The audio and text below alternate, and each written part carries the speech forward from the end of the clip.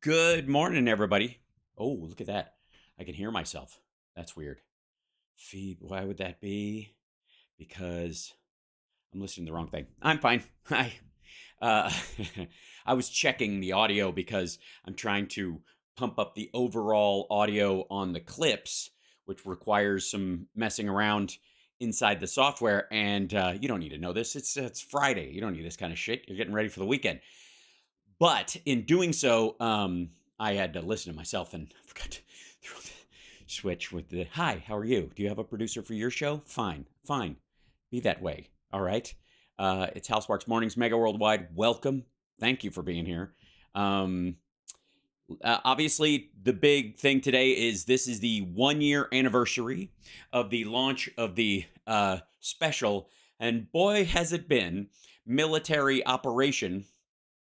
Um, Much like the game Operation, there is no way not to get zapped when you hit the sides if you're Russia. And we're a year into this 6 day war. Exactly. This time, I guess last year, the Biden administration was telling everyone all the way up to 4 a.m. This morning, when this would have started a year ago, was telling Ukraine and our allies they're really coming this time. This is a real thing. They're not fucking around. Our intelligence can see what they're doing, and it's bad. And this is not just going to be like past mobilizations. They're not playing just the tip this time. They're going in, and ultimately we were right. Yeah, that's right. The Biden administration called it. They were correct. Now, of course, the tankies are like, well, of course they do. They forced them to do it. They forced them to. They had no choice because 10 years ago, like somebody brought up NATO in a meeting and batted it down. And then a couple years later, the Ukrainians decided they didn't want to have a Russian puppet government anymore. I mean, how would you react? And so Russia decided to move in and sleep on Ukraine's couch, eat all their food, and have sex with the dog, and set fire to anything of worth in the house, and then go, what? Squatters' rights. That we're going to cover a bunch of that today, but first off, I would like to say hello to let me bring this up. Hello to our chat room, who is gathered in here with us this morning. Hello, Chattersons.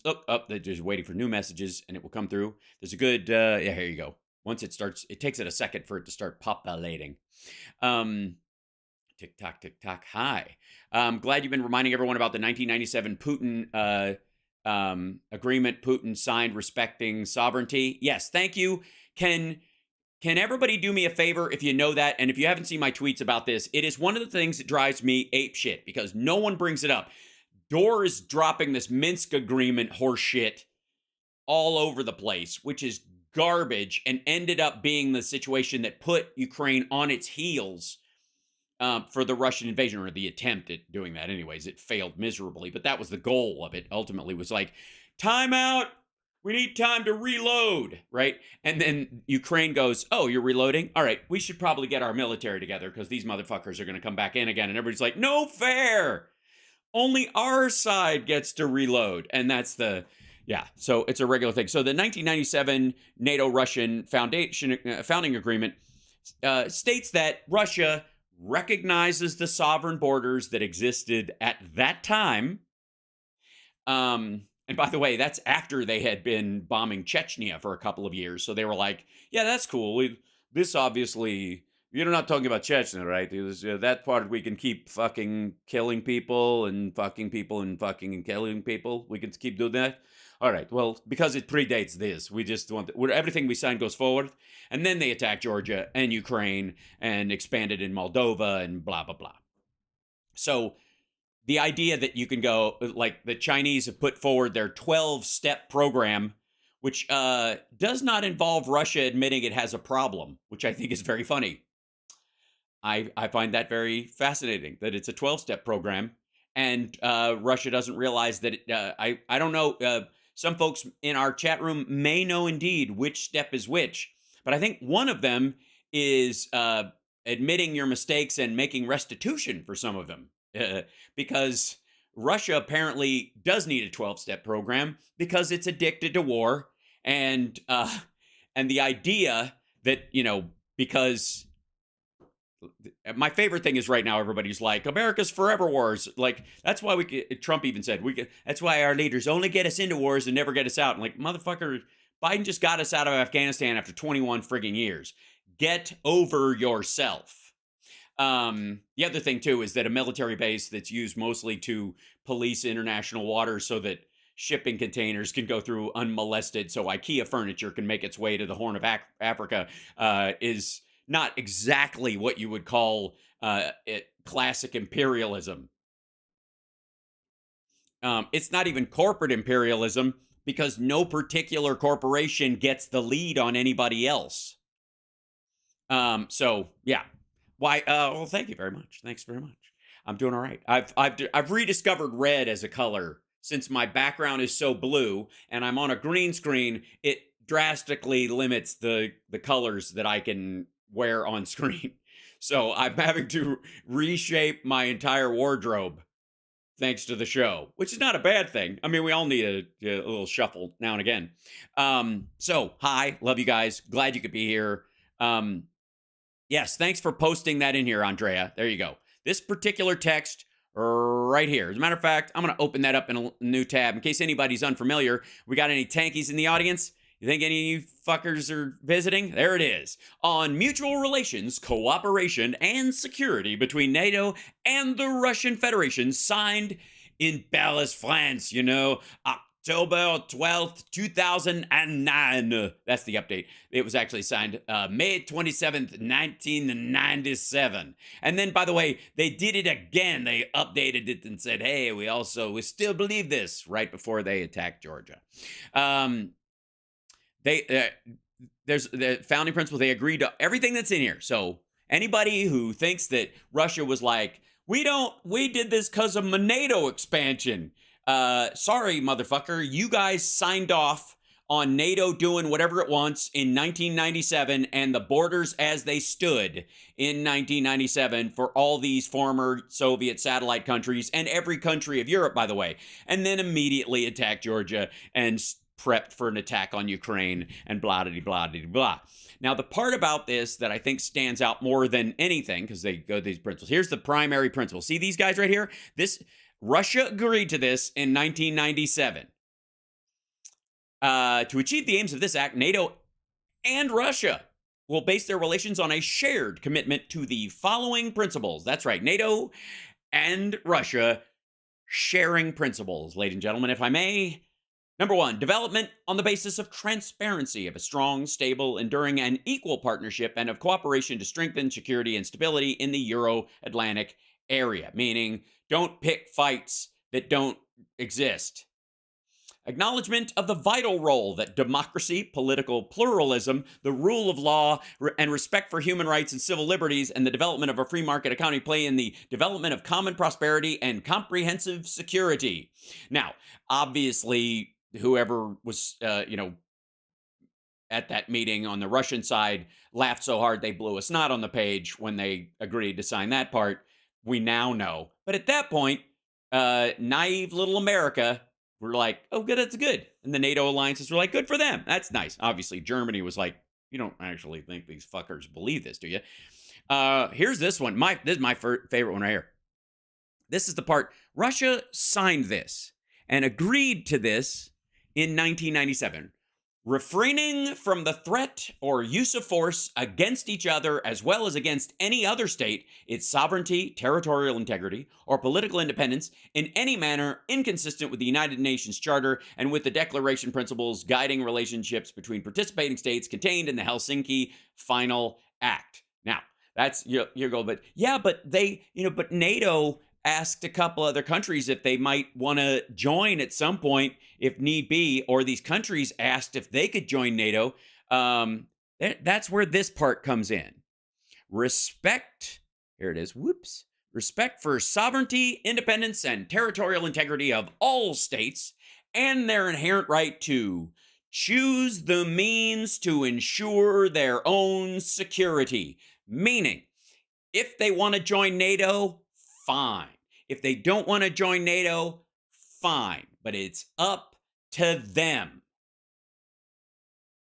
Nobody gets to force them to join, and nobody gets to stop them from joining. Russia signed that in 1997. So, tankies, you know that you don't have a headache right now. That's my balls on your forehead. That's what that is. They're heavy. Mutual transparency in creating and implementing defense policy and military doctrines. At no point has has NATO's relations with any of these countries, whether they chose to or were talking about doing it, been a secret.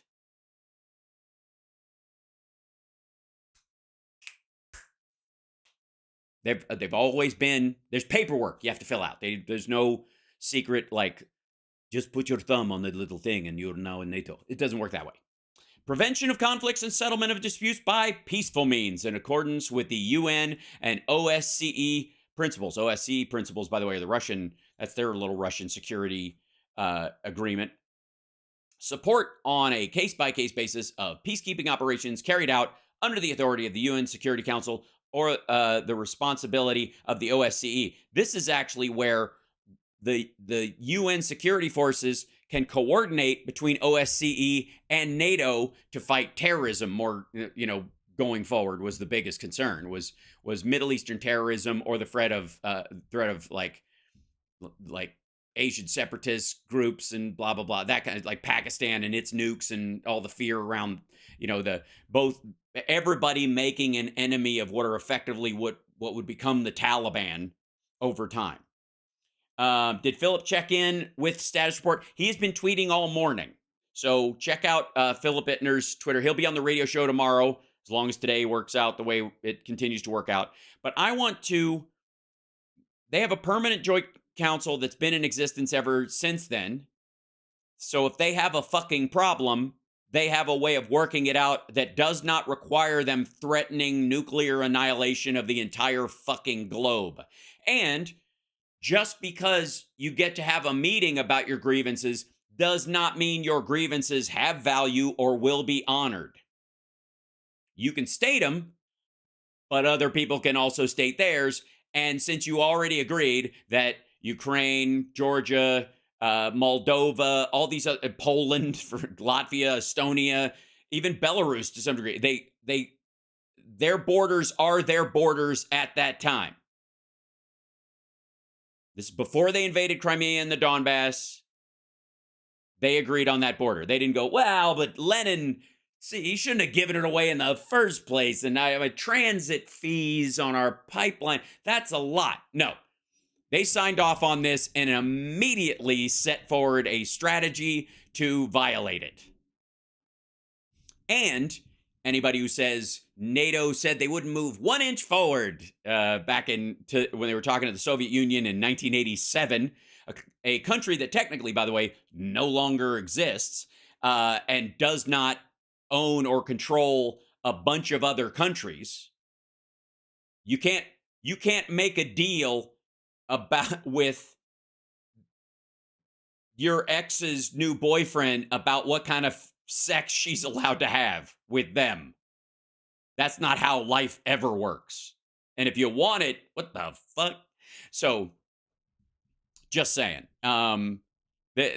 Memorize this. Send it everywhere. Please tweet that shit out. Anytime one of these fuckers brings up the Minsk Agreement or any of this nonsense, please do me a favor and either retweet what I put out or put that in messages. If you're on Facebook, if you're on Twitch or any of the other sites, do us all a favor and pepper that everywhere. And all you have to do is tell them, memorize this, and then STFU. It is Friday. It is true. It is Friday. I can't argue with that. When you're right, and you're right. Yeah. So yeah, there it is. It's really easy to find, folks. It's the NATO, Russian NATO founding agreement. Any link will any Google search will take you right to the fucking thing. And again, in this, they agreed on the borders that existed in 1997, and that if any country wanted to join NATO, they're allowed. Fine. We're not at war with you guys. You're not at war with us. If they feel like they need a North American Treaty Alliance, organization alliance because of some coming threat that isn't Russia, cool.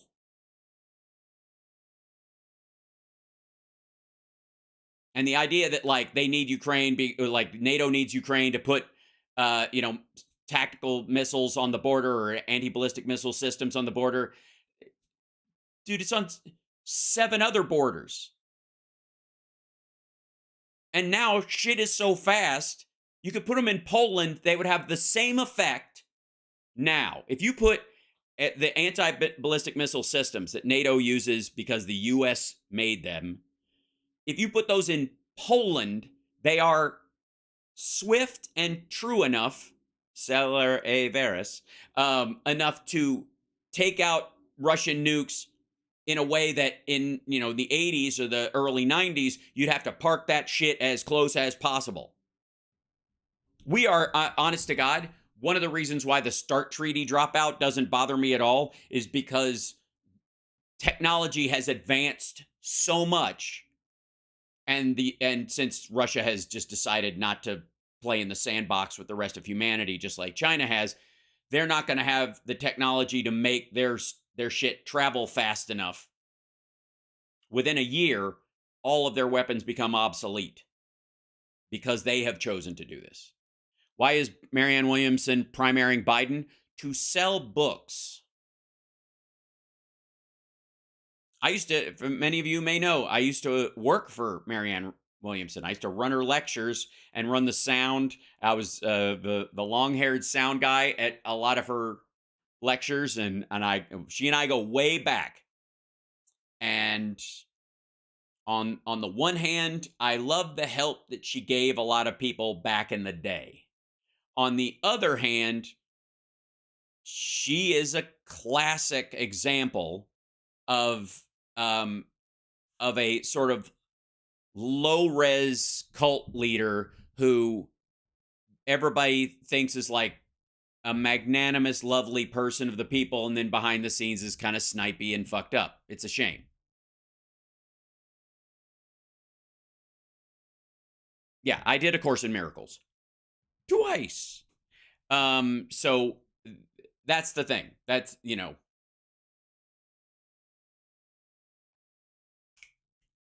it's just true. And it's a shame. Pastor Hagee giving the opening prior kickoff. Oh yeah, I mean she's signaling to the bigots. That's what Nikki Haley's just letting everybody know. You understand that Nikki Haley, not being white and not being male, has a glass ceiling over her head in the Republican Party that's about 2 inches above her cranium. And the only way she thinks she can bust through is out bigoting other people. And she may have a point, because that's the difference between 5 and 7% for her. But it's not going anywhere. It isn't. Like, honest to God, it's not a conversation. Never will be. Just saying. And, thank you, Marcia. I will indeed. I will check the caching and the app. Thank you very much. And Margie, thank you as well for that. And, hold on one second. I will check because you asked, love.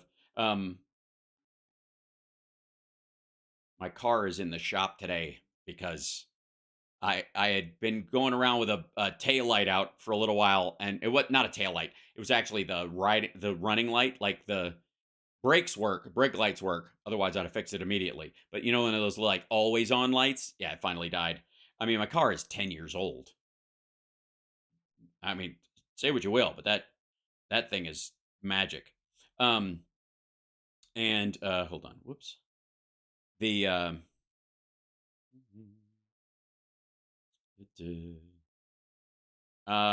Susan, thank you. And Marcia, oh my God, thank you so much. And Michelle, Bonnie, thank you as well. Diana, thank you for your help for Chud. Coretta, your prayers work. Chud is doing good. Rain Queen, Susan again, thank you guys so much. Um, Todd, thank you. And DT, thank you. Absolutely. Appreciate it, you guys. Thank you for that. Can't believe you got mixed up with that narcissist. Well, again, back then, this is pre Oprah's book club. I mean, maybe there were the seeds and the foundation of narcissism, but they don't really take off until you get your first $11 million deal for a book. What kind of car do I drive? I have an FJ Cruiser. It's a 2012 stock. Yep. I like, and I have no plans on changing my car until I can get an electric that is that has a similar range or whatever. There's no reason to like rotate through a couple of cars up to that point. So yes, they are unique. I bought it because it has suicide doors on the back of it. And when my kid was a baby and becoming a toddler, I was like, oh, my kid can't reach over and accidentally open the back door at some point because it's not locked and fall out of the car like I did when I was 6. So I got him that way. So you have to open the front doors to have the back doors open. And it's got a fucking shell around this thing. I've been hit twice in that thing, and it destroyed the other car. I got a flat tire once. Remember, you guys, if you've listened to the comedy album I did, I was supposed to do a show at the Ice House one night, and I had a thing I had to do. Long story. And I had to be in the valley I had to drop off these as it was a legal thing, and it was terrible. And I had to drop off these files by a certain time. And so I was like, I'm going to make it just fine. A little bit of stop traffic, and I got rear-ended really bad to the point where my car like leapt up. And the car, like the hood of the car behind me that ran into me was torn to pieces, and I had a flat that I was able to fix with my spare. I have a FJ Cruiser. It's a Toyota. Yep. And it's, by the way, for all the musicians out there, you will know this. You can fit an amp cab in it sitting upright. So you don't have to lay it down flat or turn it, you can turn it on its side, but you can sit it upright in there because of the height of the ceiling. And that was crucial. That was an important part of the purchase as well. It did everything I needed it to do, and it's still around. So, and then I had another woman, like I was literally driving at one point, and I was turning left into a parking lot, and this person just tried to go around me for whatever reason on a 1-lane street. And their right tire went up on the curb to go around me, which is weird. And their left tire just went under my wheel well, and it just shredded the quarter panel of their car. And I was like, what the fuck is the matter with you? Like, it was a little residential street. I don't know where the fuck you're going, but totally destroyed it. Just totally destroyed their car. And mine was like, I literally was like walking around trying to find a scratch on my tire. Car talk, click and clack. I'm sorry, but anyway, so it's in the shop right now. So I appreciate any of the super chats today. It's going to be necessary because it's an oldie, but it's a goodie. All right, now back to our main story. Today is the 1-year anniversary of and hashtag Russia is losing is trending all over the Twitter machine today, and rightly so. Huge rallies taking place in the world in support of Ukraine. It's Berlin. Interestingly enough, the rally, the Rage for Russia rally that Dore and all those guys were a part of was on the anniversary of one of the Russian spokespeople saying, "No, we're not. We're not invading. We're just sitting here. No, we enjoy sitting on thumb. We clip nails. We make sure to trim cuticles, and then we insert thumb and ass and just wait. Is joy. So, like, yeah, there's a huge rally taking place around the world. There's Georgia, right, where Russia, has been doing a salami slice across that fucking country since they invaded. Nobody gives a shit except me and you guys, and the Georgians themselves, I suppose. Poland's delivering leopards to Ukraine as of today. There you go. And Stockholm. Yep.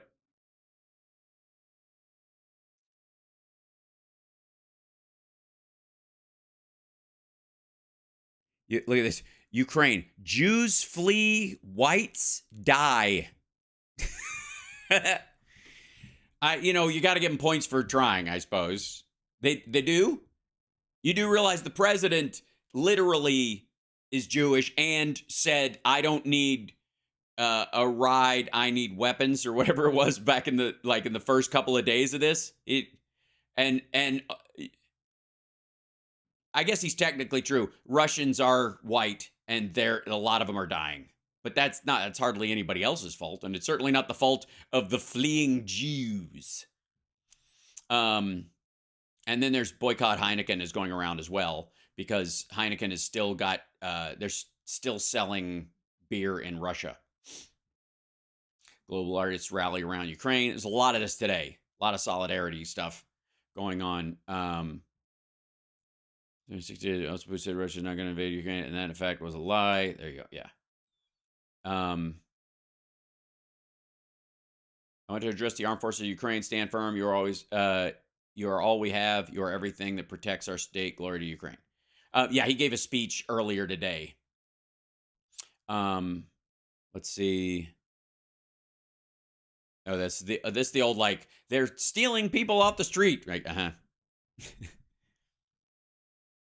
Oh, and this is the dude. This is the Russians this morning who were saying that, amongst other things, the Russian propagandist Martin says Russia challenged the United States, and now only God can save Russia.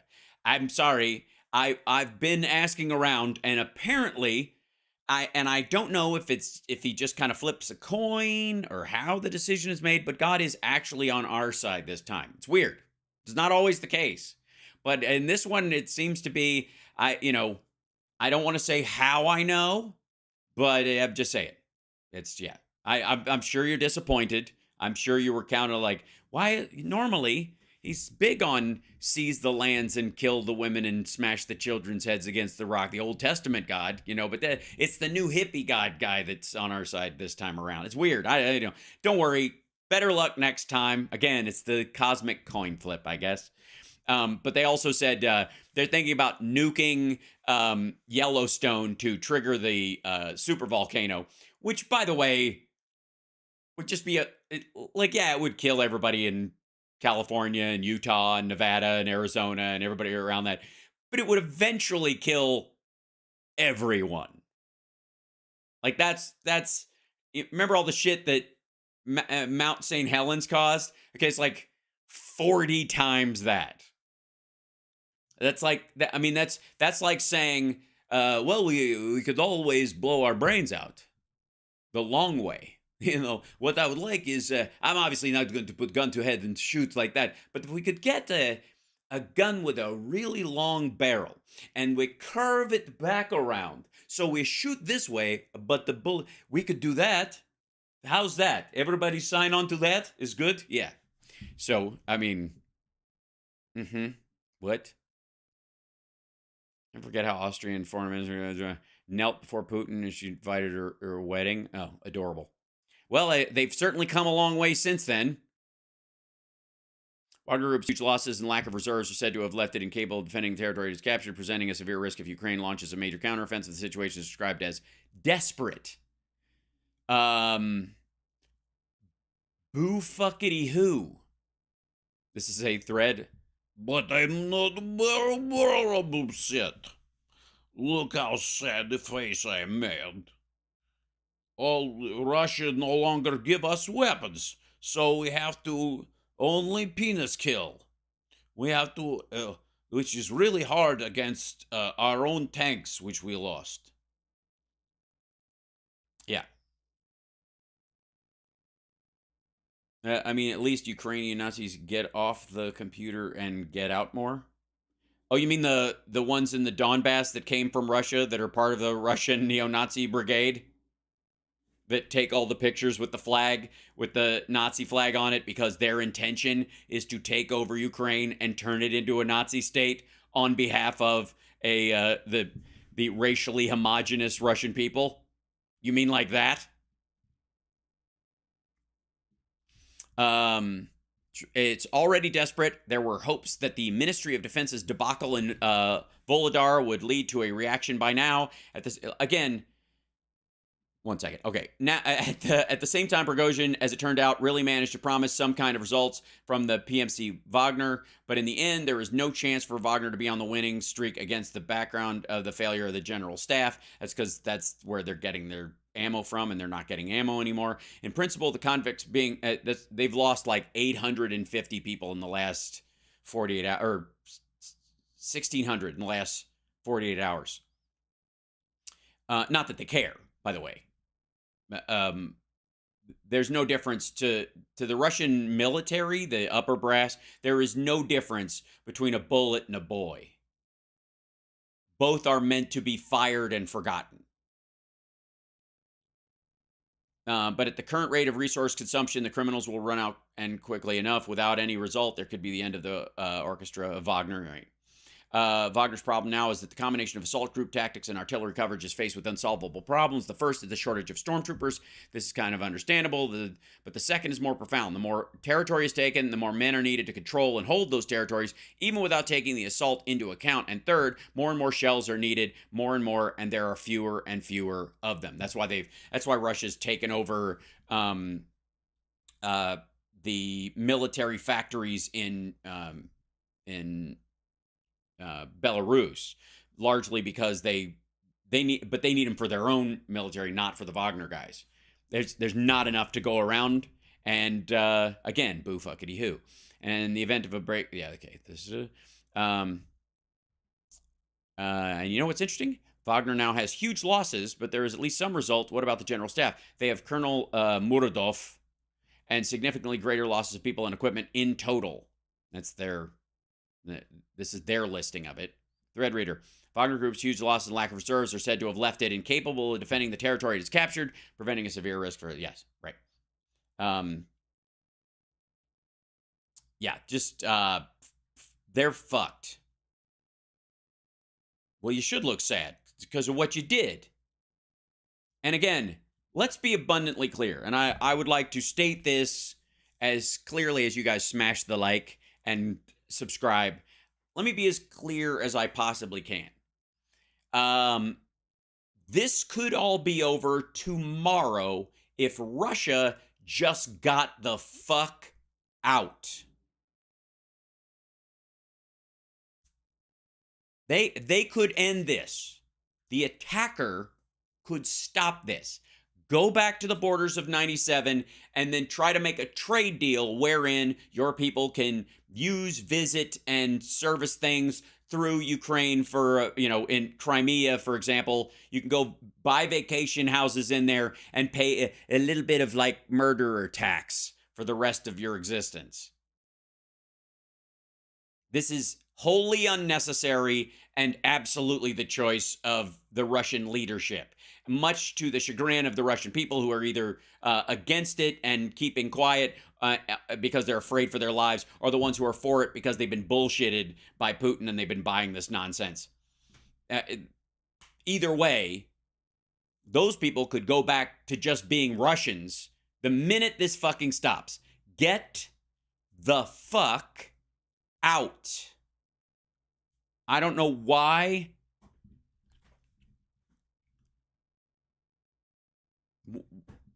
What benefit they thought, and we'll go into what they were saying leading up to it, on the anniversary of it. I'm sure you'll be seeing, to some degree, some footage today of the of the,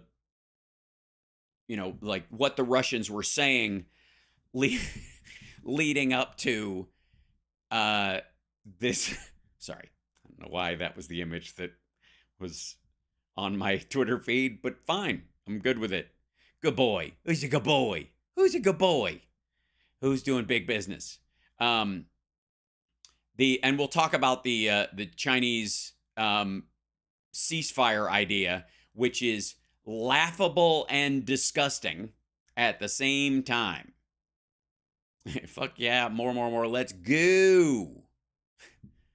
Yep, first 3 Leopards on the territory of Ukraine. They've been delivered, and here they come, and lots of them. That's the Moskva. Remember that? Let's just go back over some of the fun video we've seen over the last year. What on earth is this? It's obviously a snake in the water. 2 snakes. Or 2 guys on jet skis from a very high spot. I don't know.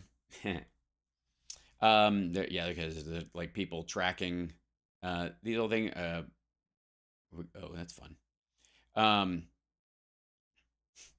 Greetings from Riga, Latvia. The Russians had promised that their tanks would be in Riga, and they are here indeed. However, there are some nuances to the situation. There is a destroyed Russian T-72B tank in front of the Russian embassy. They dragged it up there and parked it in front of the Russian embassy. Hey, remember this? Come get your shit. Yeah, there we go. And then there's going to be a bunch of jump on stuff, as anytime there's a hashtag, people just kind of clamor on top of this. Let me show you the hold on. China, what is it? Let's see. 12 points. Yes, China's 12-step program.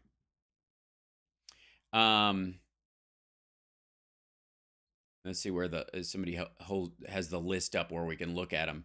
China's got a 12-point program. And by the way, if you haven't seen the 12 points yet, you're in for a treat, because they're the kind of diplomatic like bingo of like, I wouldn't call it diplomatic, political bingo bullshit you would expect.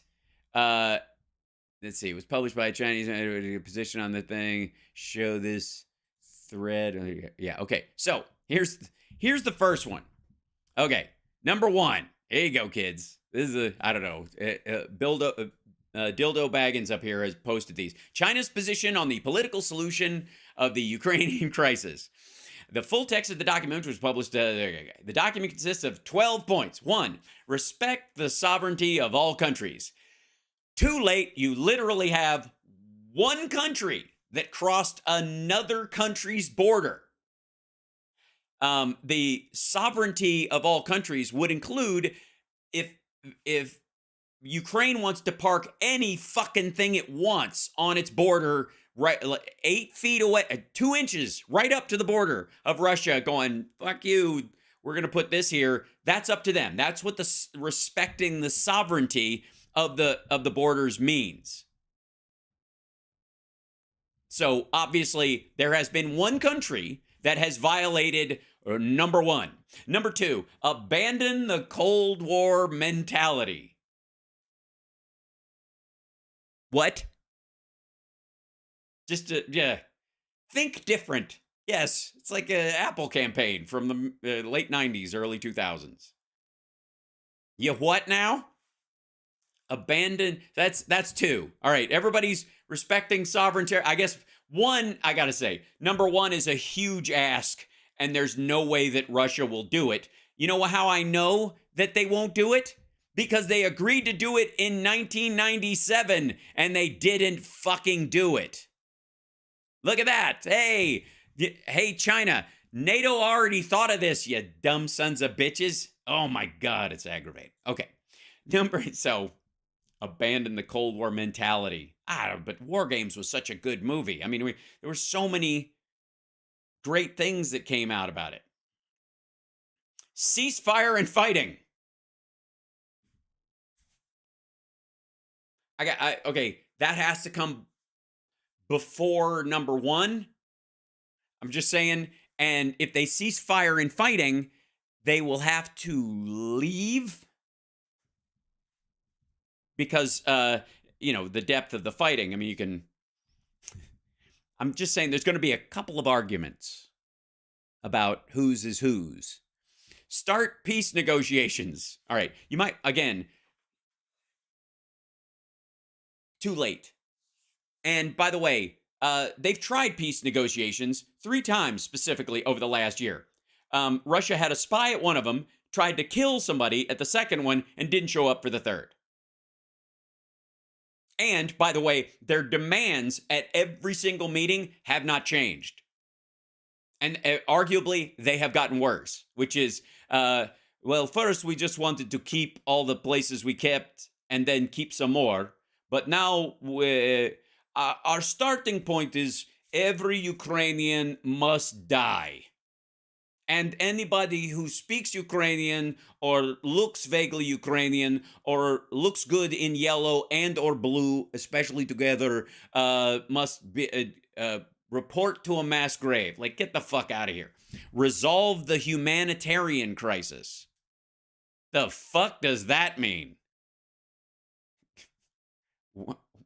Why don't you just put solve poverty while you're at it? Resolve the humanitarian crisis. Yes, we resolve to solve the humanitarian crisis by having Russia get the fuck out of there and stop making an unnecessary and violent humanitarian crisis. Protect civilians and prisoners of war. Oh, no, don't worry. Russia is protecting a lot of civilians. After kidnapping them and putting them in camps. And prisoners of war. That's okay. First of all, Ukraine is already doing that. And you might want to talk to your buddies about the videos of them castrating people while they're still alive on video as a form of video terrorism for the areas that Russia tried to capture. Just throwing that out there. One side castrated a soldier on video and bragged about doing it multiple times, and the other side didn't. I'm just saying. Choose less evil. Number 7, maintain the safety of nuclear power plants. Okay. How about just Russia stop bombing Zaporizhia? Stop threatening to bomb Zaporizhia. Stop planting bombs in Zaporizhia and threatening to blow up those bombs if Ukraine tries to take their own nuclear facility back. Again, maintain the safety. You know who was maintaining the safety of nuclear power plants? The Ukrainians that were working there every fucking day before this started. That was a big, I don't know if you know this, if you're a big Simpsons viewer, but most of the people who keep the nuclear power plant running also have a second job of making sure it doesn't stop running in a really bad way. That shouldn't even be a factor, and it wouldn't be if Russia would just get the fuck out. Reduce strategic risks. Okay, now they're just adding cantaloupe to the fruit salad. Reduce strategic risks.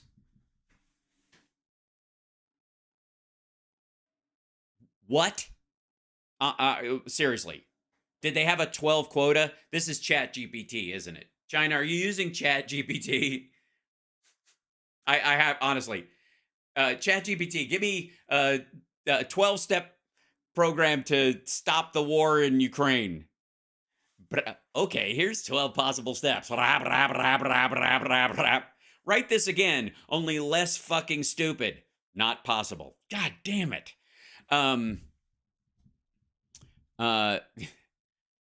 Guarantee the export of grain. Guarantee it. Again, that's on Russia. The Ukrainians, everyone else are not stopping the export of grain. No one in No one in Ukraine is throttling grain supplies to anyone in the world. And honestly, at this point, we very well may look at this not as a 12-point peace plan for Ukraine that China is presenting to the world, but a list of demands that they are presenting to Vladimir Putin. Because he is fucking up what little hope they have of maintaining some economic stability in their country. Because even as low as it's gotten, the two biggest trading partners that China has is the United States and Europe. And after that, there's a huge fucking drop off. And there might be a day that China imagines being the factory of the world, like for Africa, Russia, parts of the Middle East, Pakistan, maybe. But that's not anytime soon. That's decades away if it ever could fucking happen. And by the way, if I may, you want to see a little side note? And why they might be China no longer. Okay, let's see if this is. Yeah, okay. Kyocera, which is a chip manufacturing company, have given us a gift, ladies and gentlemen. If I may, ladies and gentlemen who watch watch HAL Sparks Mornings, Mega Worldwide, thank you for being here. As Joe Biden would say, thank you. The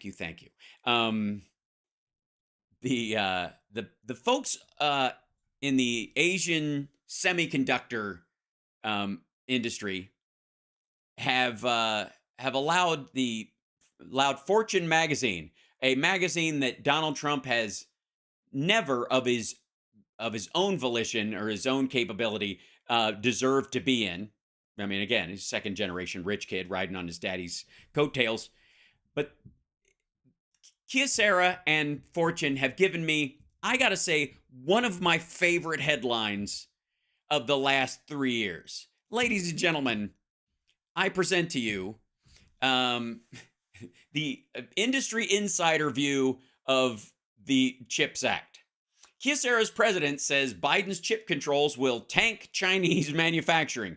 Producing in China and exporting abroad is no longer viable.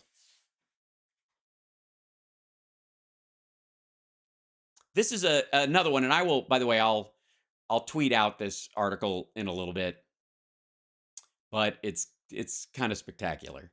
And it's a really good one to send to those is owned by the Chinese crowd. That crowd, drop this one in their replies. Ooh. Mwah. Not will, by the way, pay attention. Not will no longer or probably might, or they mean now. Get your shit out of there. No longer viable. Yeah. You mean the U.S. it does have a monopoly on deflection? Doesn't have a monopoly on deflection. Yeah, we're not even close. We're not even. I'm sorry to tell you. Again, that's a lot of that American exceptionalism turned in on itself. That most people think we're the biggest bullshitters on the planet, and that we cause all the problems. I got news for you. We left that industry behind a long time ago. Oh, your China Today guy said that yesterday? Oh, you mean like Lao Wai or one of those guys? Or Serpent ZA? Which one? Yeah, it's not surprising because this is, I think, Jake Bro and not Jake Bro. Who was it? Anyways, there's a show called China Update that brought this up as soon as it launched. This was on the 21st. And they were, because he was one of these guys who's like, who lives in China, that one of these other guys, he's there now, still there. And by the way, he now, like his opening shot on this particular show I watch is always the same one, and then he rolls into, and everything, his like update for the day, and that's all voiceover. And I think he's bugged out. I think he's either in Macau or he's in Vietnam right now doing these remotely close by. Because if he's doing it in the country, it's a mistake. He should go. He's going to be in big shit in a while. Anyways, this is not, again, something that's on the horizon. This is the industry itself saying, we're done.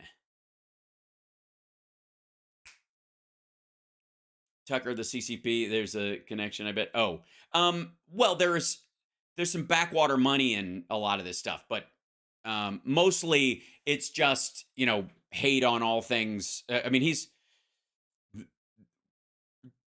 at this point, it is actually hard to see. I don't know what Tucker's exit plan is, because it involved Hungary and Russia at one point. And maybe that's the desperation. We've got to stop this before I don't have an exit strategy anymore. And that's where a lot of them seem to clamor. But anyways, this is fucking amazing, by the way. And is one of my favorite headlines of the last year. No longer viable. Okay, guarantee the export of grain. That's where we were. Okay, last couple. 10, end unilateral sanctions. They're multilateral. We have multilateral sanctions. Multiple countries, over 50. They're not unilateral. They're absolute, but they're not unilateral. They're multilateral. Ensure the stability of production and supply chains. Again, that sounds like a talking point from an internal meeting about the problems that they're having shipping goods rather than what's going on in Ukraine. But at the same time, supply chains of what? Other than Ukrainian grain? Again, this is a conversation entirely for Russia.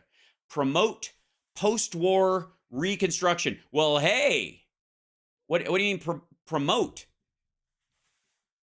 Promote it? Don't Russia and them have to fuck off first? Well, I mean, at this point, I gotta say, I think there should be 13 points, and somewhere in there should be, make me a pony that farts rainbow glitter, because with a unicorn horn. I want a unicorn pony that farts rainbow glitter if you pull its tail and it makes a funny sound.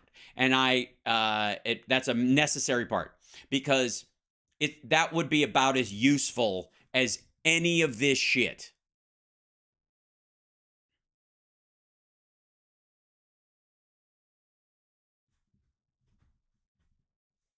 And again, ceasefire and fighting, start peace negotiations.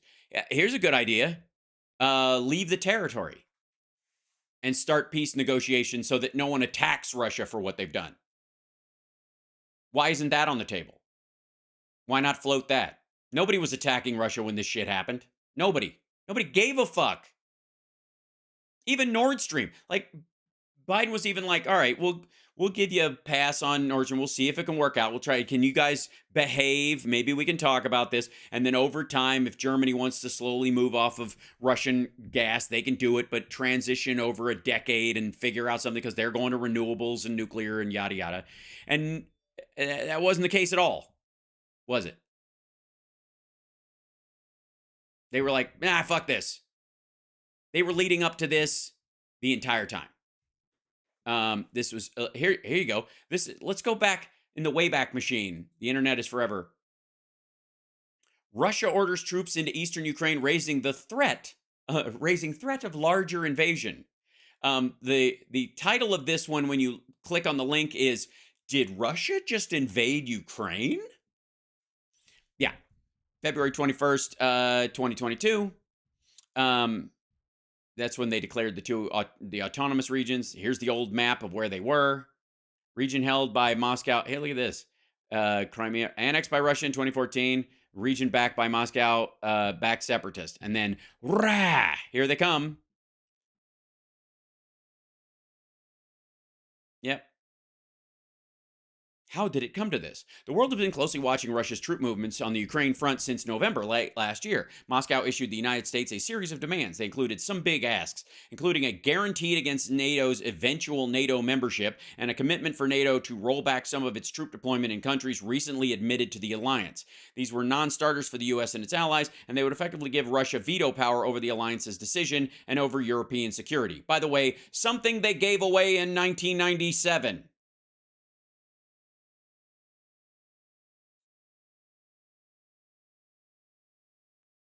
The reason for this conflict are complex, rooted in post-Cold War history and Russia's 2014 invasion of Ukraine, and raise larger questions about the place of the U.S. and Russia in the 21st century. NATO's eastward expansion to the former... By the way, no, it doesn't. The purpose of the United States, largely 80% of our existence, has been a prime driver for the global economy. Bretton Woods and the security of ship transit. That's what the United States has been doing for fucking 60 years now, 55 or whatever. Eastward expansion to former border since Cold War ended hasn't helped. Yeah, okay, there we go. This is the whole thing. Like, it's NATO's fault. NATO's eastward expansion for the seas. Biden's CIA Director William Burns, who served as the ambassador to Russia from 2005 to 2000, had predicted that giving Ukraine NATO membership would create fertile soil for Russian meddling in Crimea and eastern Ukraine. Ukraine isn't part of NATO and is not expected to join anytime soon, but the country has deepened cooperation with the West since 2014. Gee, what happened in 2014? Oh, right. They got their independence and got rid of their Russian puppet government, Yanukovych. By the way, so there you go. There you go. This is I think the standard one though. Let's put all this NATO talk aside and focus on this and his little essay he wrote about where Ukraine belongs, because this has nothing to do with NATO. He can use that as an excuse, but this is it. That's it right there.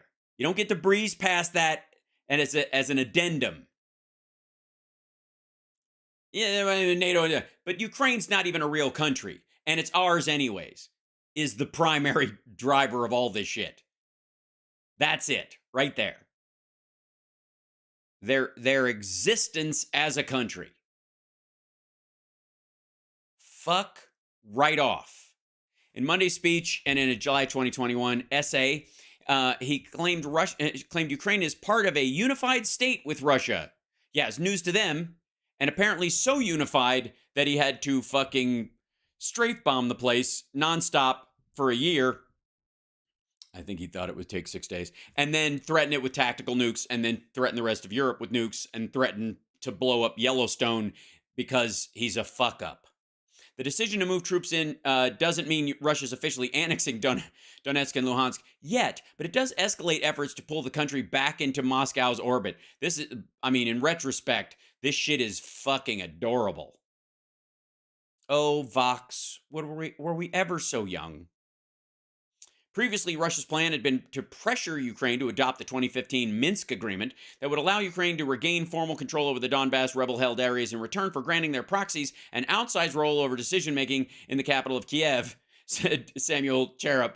Yeah, which is hilarious. Okay, by the way, should we jump into this? Open it in a new tab. Maybe we have the facts box. Okay, here you go. What are the Minsk agreements on the Ukraine conflict? Minsk 1. Ukraine and Russian-backed separatists agreed to a 12-point ceasefire. Again, seeing the callback to this. Minsk 3, is that what they're going to call this? Ceasefire deal in the Belarusian capital in September of 2014. Its provisions, by the way, this was also during a time when Russia was like regaining a toehold and was trying to get the next Yanukovych in there. Its provisions, including prisoner exchanges, deliveries of humanitarian aid, and the withdrawal of heavy weapons 5 months into a conflict that had killed more than 2,600 people, a toll that the Ukrainian President Vladimir Zelensky says has risen to 15,000. The agreement quickly broke down with violations by both sides. Both sides. But I'm sure the Ukrainians were first, right? They must have been, because it's their territory. Doesn't the victim always strike back first?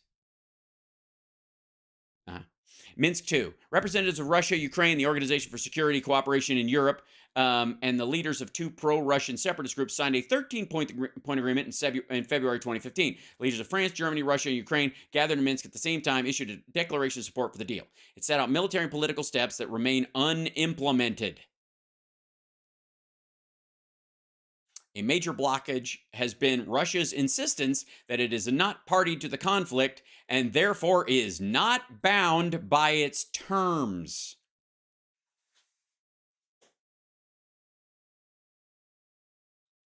So the next time you hear Jimmy Dore talking about the Minsk Agreement, he says Minsk a lot instead of Minsk.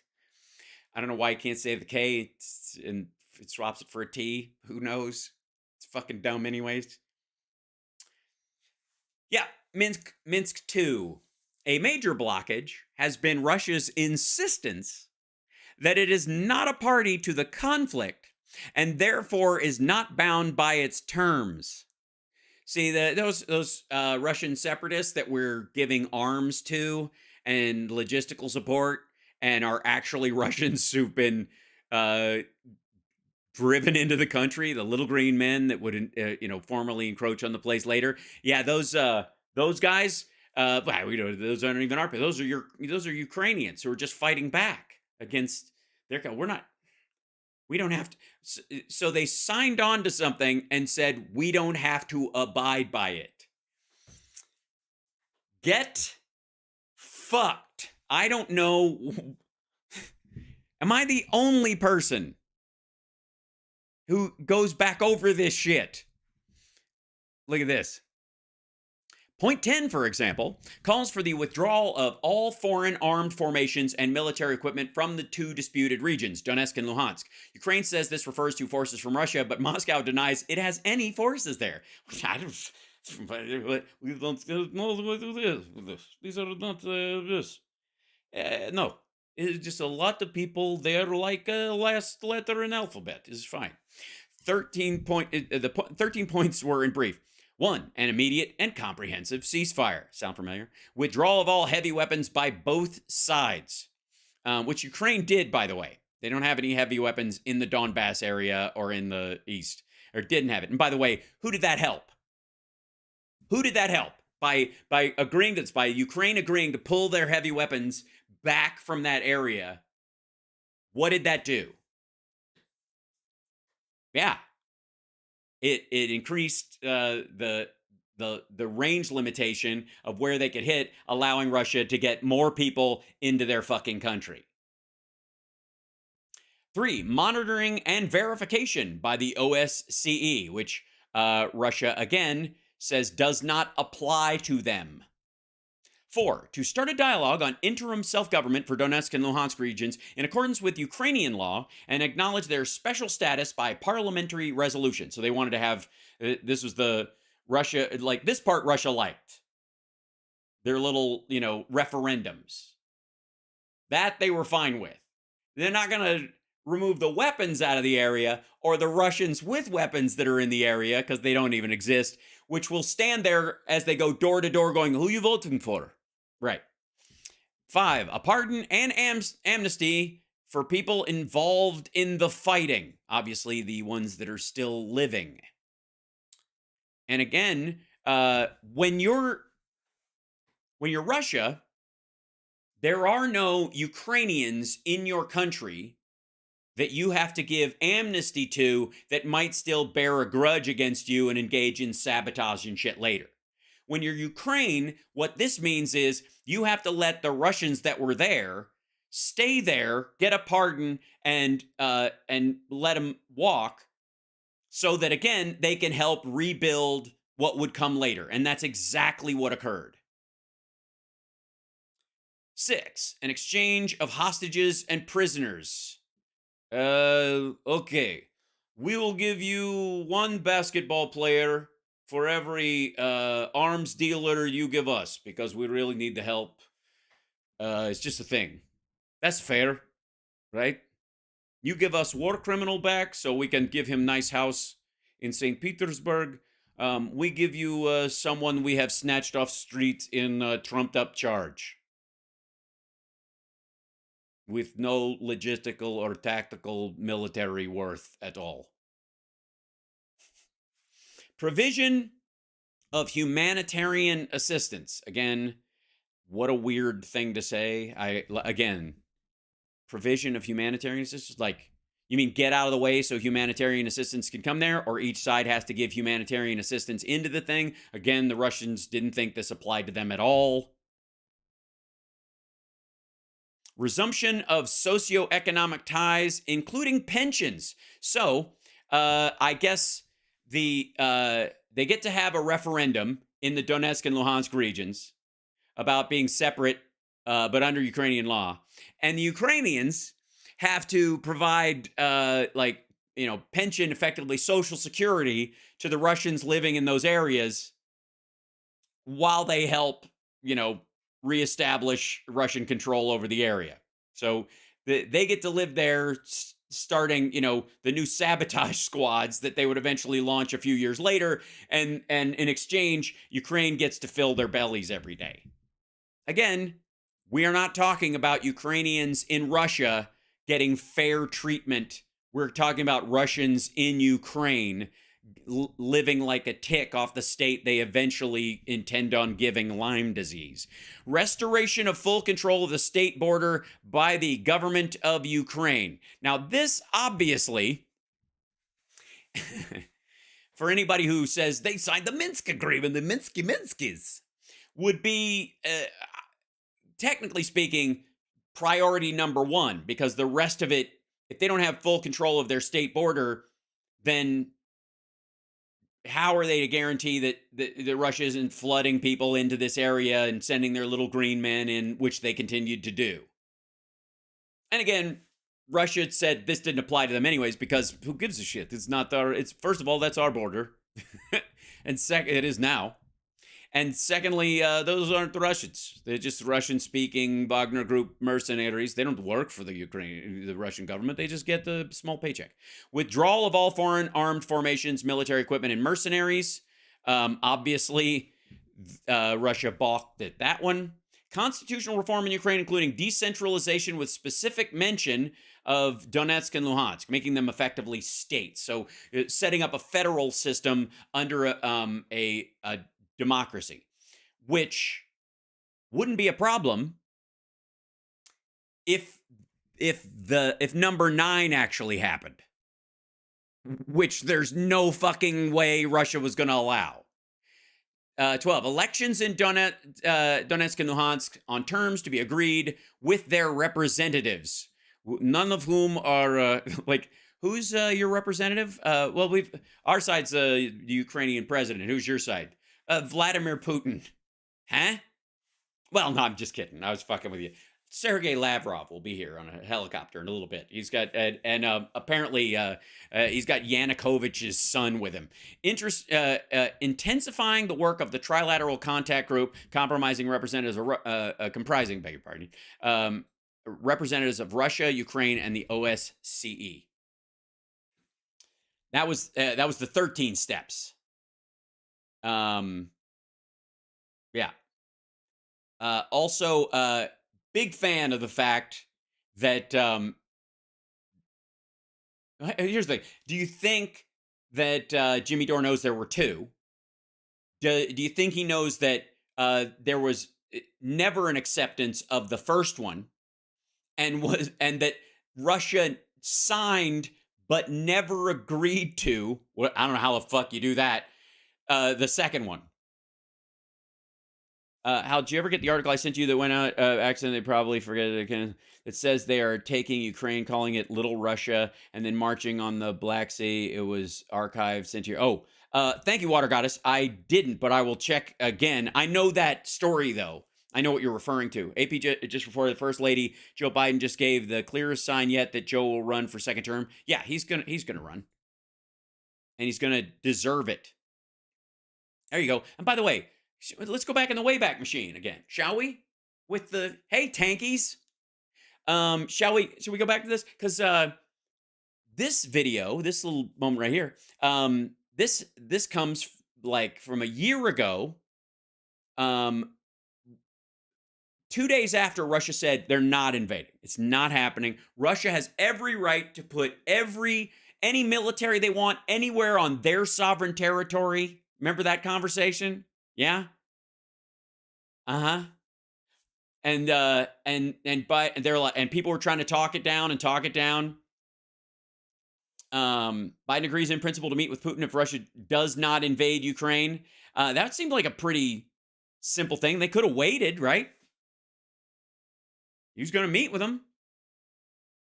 Blinken and Lavrov were meeting. That's a pretty easy standard to meet. Oh, there he is. Anatoly, this dude. Hold on one second. Oop. Let's see if they've got the beginning of this. Yeah, this guy. Anatoly Antonov. This, if I'm not mistaken, this is Russia's ambassador to U.S. denies invasion plans. Check this shit out. This also goes this is a nice little side dish to the bullshit Minsk stuff. And reasserting Russia's position that they have been withdrawing troops. Yeah, we were getting the fuck out of there in reverse. A lot of troops from Kaliningrad area, and nobody even said us thank you. At the same time, we see 5 ways of expansion of NATO. NATO has started military technical exploration of Ukraine now. It's not. And by the way, no, they did not. Literally, they haven't. It's been 8 years since somebody brought up Ukraine joining NATO. 8 fucking years. The necessity of it went down every year. Because like I said, anti-ballistic missile, batteries, sure, it's great to have them even closer. But compared to the technology of 25 years ago, it's not even fucking necessary. It's not possible for us to swallow. You said that there is no... To swallow. You cannot swallow it. No space for us to retreat. Well, tensions along the Ukraine border escalated even further today, with military officials in Belarus saying that planned war drills with Russian forces scheduled to end today will go on indefinitely. Yeah, and boy, did they. Joining us now. Hold on. So let's go back to, where is it? Hold on, let me jump in here. And hi, chat room. Let me bring you guys up real quick, if I may. There you go. Let's see. And Toly Antonov, February 2020. There we go. On Face the Nation, February 18th. Let's see if this open link in new tab. Hopefully open this up. See if this guy.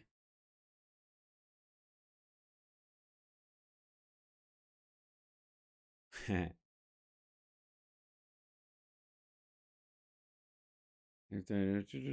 trying to find the actual. Here it is. Okay. Okay,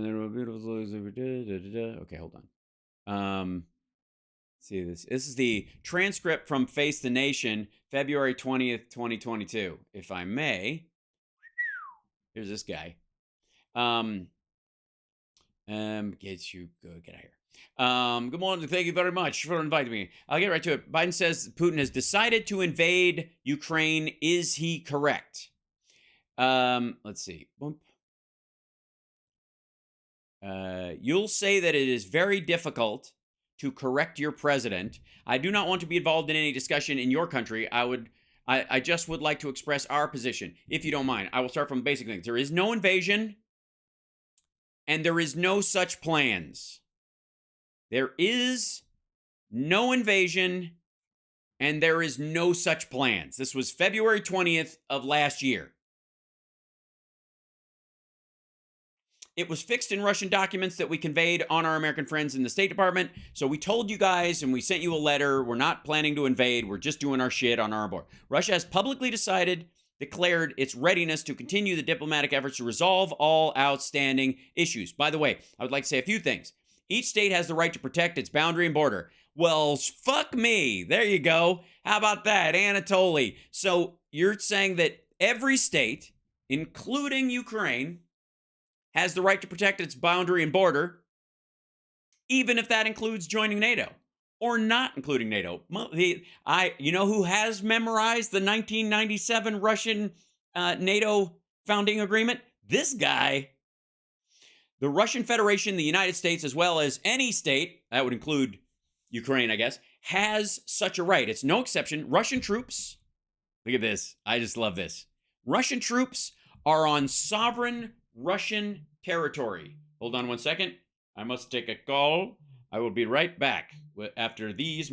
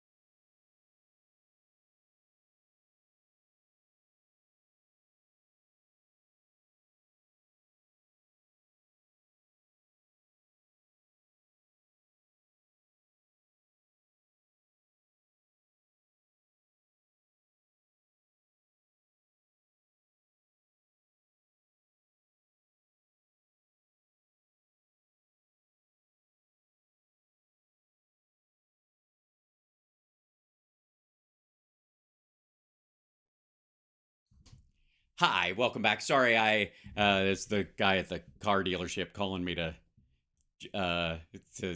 let me know my car is old.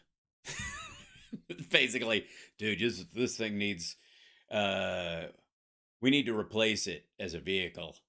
But they always like, I know you came in for an oil change and to fix a headlight, but your transluculator is attached to your flange dip lever, and it's completely bent. So that's going to run you, parts and labor, of course, because we have to go back in time to get the part, is going to cost you 1.21 gigawatts of dollars, and it will be ready next year and 2 years ago. So, yeah, stealerships, yeah. Okay. So, anyways, back to where we were. Oh, yeah, this asshole. So each state has a right to protect its boundary and border. So if Ukraine wants to join NATO, who gives a fuck? As long as they don't attack Russia, it's a problem. The Russian Federation, the United States, well, any state has such a right. It's no exception. Russian troops are on sovereign Russian territory. Well, that's funny. This is probably the most hilarious statement of all. We don't threaten anyone. I would like to remind everyone that for a year, they have been threatening to nuke Earth because they're losing. That's just, why do other countries try to impose their decisions on us? You mean, I'm sorry, were we trying to force you to join NATO at this point? What the fuck? Where can we deploy our troops and how many? Geez, the pressure is thing. I would like to emphasize once again that this is our own territory. Gee whiz, well, Crimea is Ukrainian territory, so, my balls. Also, can you imagine that Russia will impose on the United States not to deploy your forces in Florida or in San Francisco?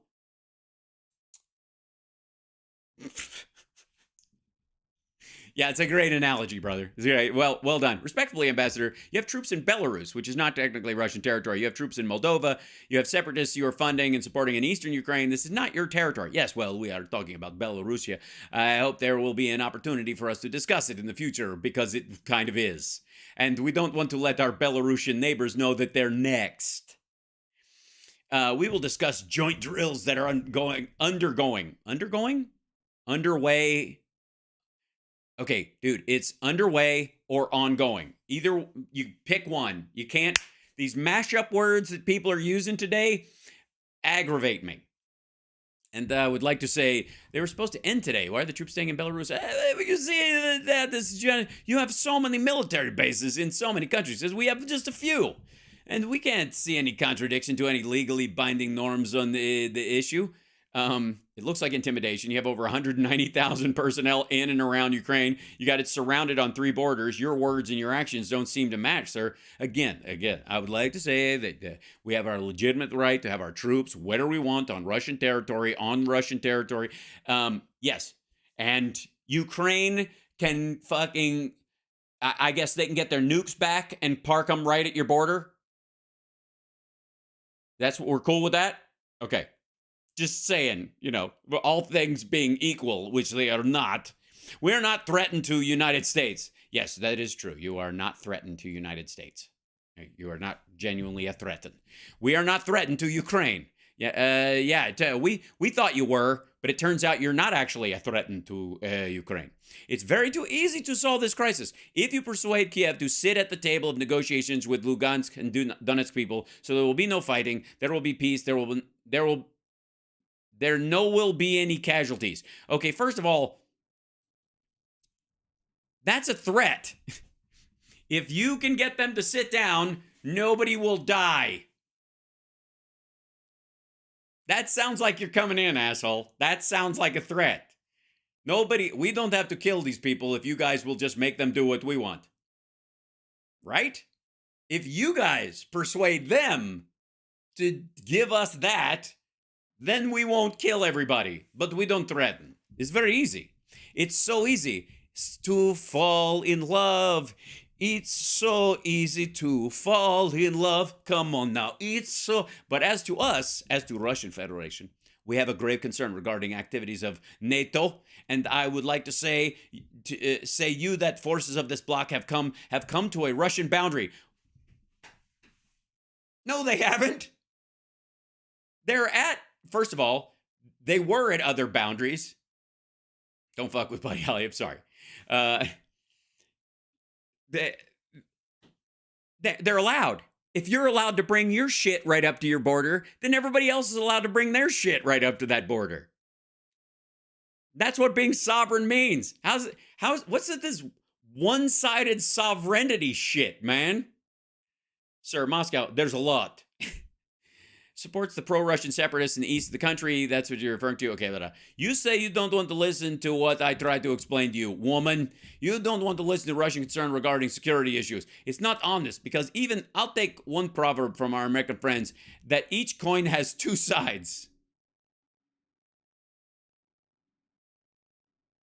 That's not how it works. 2 sides of the same coin is, never mind. It doesn't matter. The dude lost his job anyways. Why are you all looking just only at one side? Why you prefer to ignore the second one? Motherfucker, you're the one who's saying that Russia has the right to park every part of its army right up against Ukraine's border, and if they react, they're starting a war. What? Okay. Why are you ignoring Russian concerns? Today, the problem is not Ukraine. The problem is what kind of world order will be in future. I see. So this is a fight for the new world order, is essentially what he's saying, which, by the way, Putin has said literally multiple times since.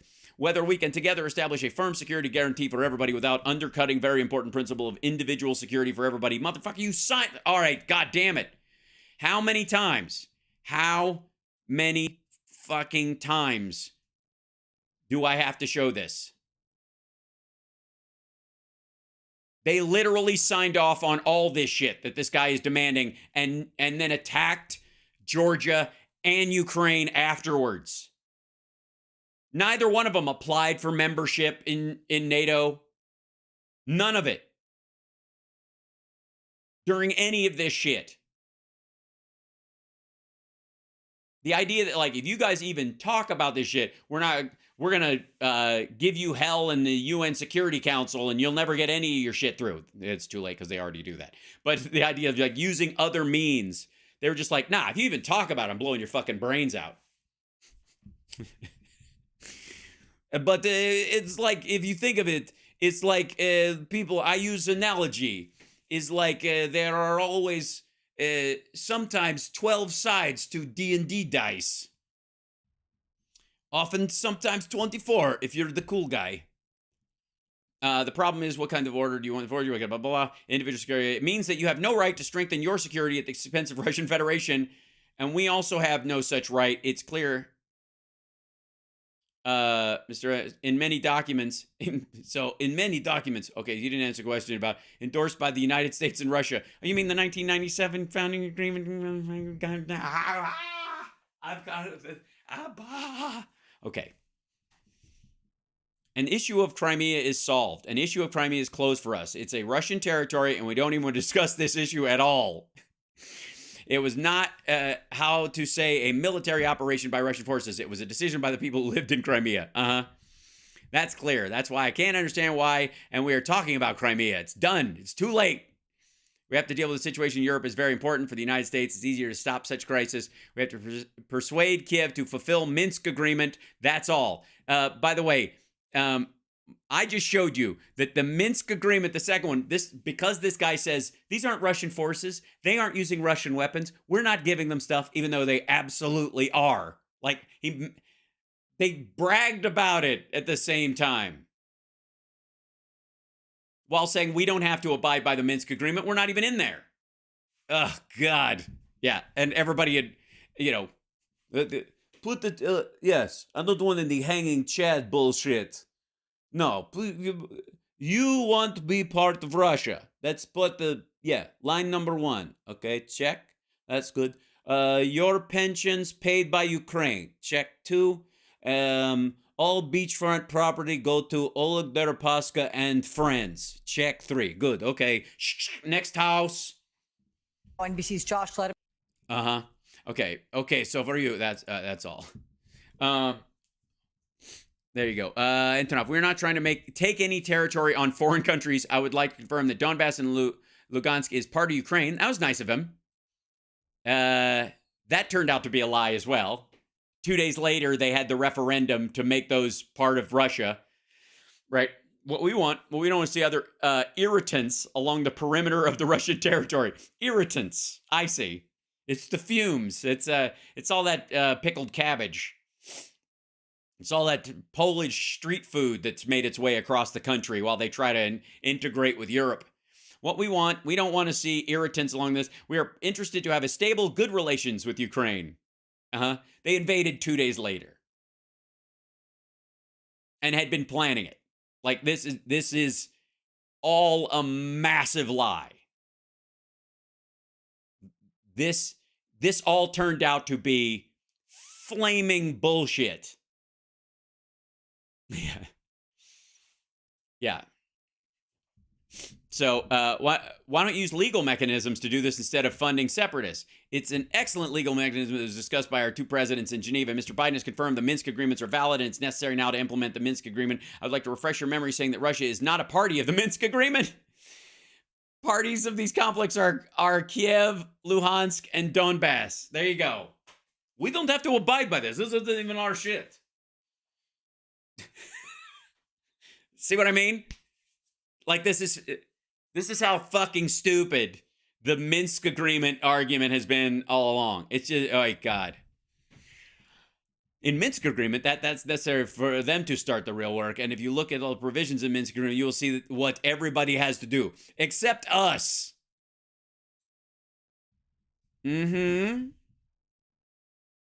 See, very much concerned what United States and other major countries do. They are pumping off Ukraine with a lot of weapons. Yummy. My goodness. Are they now? They are pumping off Ukraine with a lot of weapons. That sounds naughty.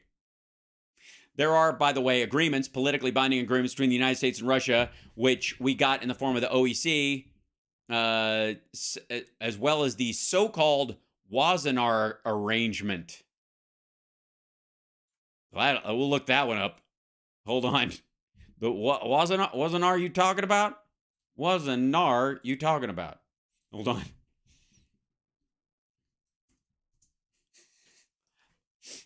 Here you go. Okay, this is in July 1996. I see this motherfucker. Okay. The Wassenaar Agreement was signed in July of 1996. Before they signed the NATO founding agreement. Okay, Wassenaar Arrangement, formally established in 1996, is a voluntary export control regime whose 42 members exchange information on transfers of conventional weapons and dual-use goods and technologies. Through such exchanges, Wassenaar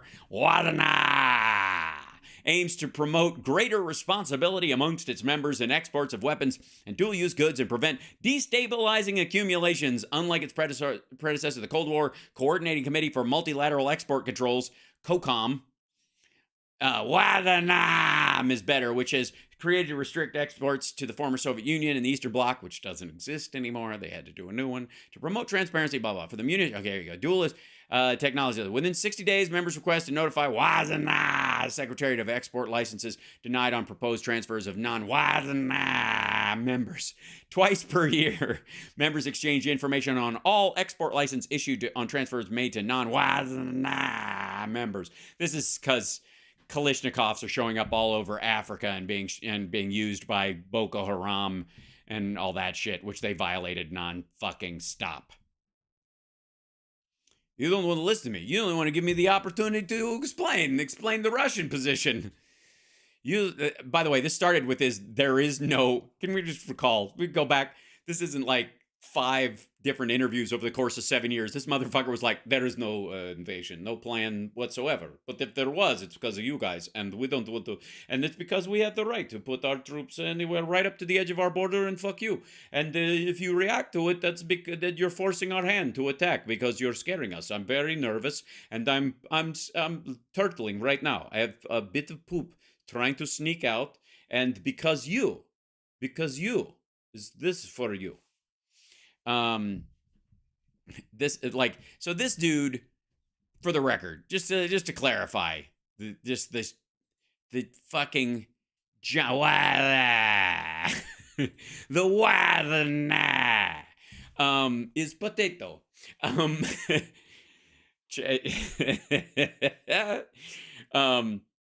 It can go for about $50 in Africa. Yeah, because they dump them there. Because why try to broker a complicated diplomatic and economic treaty between African nations or ruling parties in Africa when you can just chuck guns at the place, step back, and let them kill each other, and then threaten or cajole or reward whoever the top dickhead who comes out is? Oh, we have a tanky in the chat? Well, welcome. Where else are they going to hear this shit? We love war and conflict, addicted. Then why did we get out of Afghanistan? Oh, the chat with ChatGPT today? Yeah, well, this took precedent, and I'm almost all the way through the show. Oh, is that? Yeah, that's our tanky in here. Our tanky will not read the Minsk. I'm glad the tanky sat through the Minsk 2 reading that we did, and the early part of. I don't know how good their English is, so it might be tough on them or whatever. Again, we don't sweat trolls here and worry about it. I appreciate the boost they give us in the algorithm. It's one thing to get a real, trolls we get all the time, but a real, like a good old fashioned tanky in here, that's lovely. So, but I'm glad that the tanky is here so that they now know that they have to answer for both the founding act signed in 1997 between NATO and Russia, which Russia immediately violated. Never mind the fact that they were already violating it in Chechnya. But like the tanky gives a shit, because fuck those brown people, right? Yeah, right. And yeah, and then after that, they the Minsk Agreement, they literally say it doesn't apply to us. Well, here's a good idea. What the fuck does Russia have to do? Why is Russia enforcing ceasefires or non-ceasefires on a sovereign country's territory against the will of that country? Isn't that up to them? And if they do, why don't they go through the UN like everybody else does when it's something like in Africa or something like that? It couldn't possibly be the discovery of veins of natural gas and other minerals in Ukraine that was made right before they seized the Donbass, would it? Couldn't be that. It's just so stupid. Why would we gift you? Oh, because you're here. Because we need you to see this shit. Because look, I don't expect you to stop lying. I don't expect tankies to stop bullshitting everyone and doing this whataboutism nonsense. But I do know that me showing you this stuff at least makes it more difficult for you to bullshit yourself. I don't know that it will ever chip away at your ability to bullshit anyone else, because as you type things, it's really about the voice in the other person's head. That's why, novelists, authors, actually, reading a book is one of the most intimate things you can do in life, because you play out the words of the author in your own head with voices you choose, with images you create. That's why I love reading. But it's also one of the ways where a half-assed tanky troll can go, but Minsk Agreement and exclamation point in real life, but the person reading it, is like, oh my God, so true, so true. So yeah, this is, let me catch up and where's going on here. I hope Putin doesn't make it through the next hour. Oh, he will. So anyways, I'm good with the tankies coming. I'm like, bring it. Because, in this particular case, to use American analogy, sunlight is the best stitches. We can, maggots in wound, our greatest way of healing something. So the idea, by the way, that Russia was party to the Minsk Agreement or needed it to happen or had any fucking say in it whatsoever, according to the international rules that they actually allegedly participate in, is a gigantic steaming pile of bullshit. Period. So there you go. Tanky debate? I sure, yeah, we can have it. I mean, we kind of like, none of them will visit. Sad. So, and it is a bit, I do need haters. You're right. There's the only way I'm going to make it. That's the only, apparently the only way to get ahead on the internet in a big way very quickly is to just work at saying hateful, random, sociopathic nonsense, and then you'll trend in a fucking day. The rest of us have to earn our keep over a long time. The rest of us have to, grow our channel. And I would like to remind you, Malcolm fell through. No, we're coordinating. Different time. We'll get that to happen. The rest of you can help by subscribing and giving a thumbs up. Because hate and lying will always jump to the front page because it bleeds and it leads. But truth, humor, goodness, and fun will always lag behind, because sourpusses somehow get some sort of the okay doomer crowd all get pushed to the front of the line because everybody's scared. Fear is the nerve it's easiest to stand on. So there you go. You need to get you a headline, a big gig, so we can spread the word. Yes, we'll get there. We're working on it. I'm working on that with Tony and some other folks. We'll get it. I hate all Republicans. You don't have to hate all Republicans. Thank you for all the info. Glad to do it. So, yeah. Good times. So overall, oh, now let's go back to, if I may, let's see. Where is this? I'm going to, by the way, oh yeah. And by the way, this is, shall we catch up on how Russia's doing today? This is 1 year later, after Russia has murdered 180,000 of its men, largely, by using them as cannon fodder in a territorial dispute that, according to its spokesperson a year ago, it had no it had no need to get involved in. Yeah. And now they have the biggest deficit in their nation's history, and their oil and gas rev in 1 month fell to 426 billion rubles. That's pretty shitty.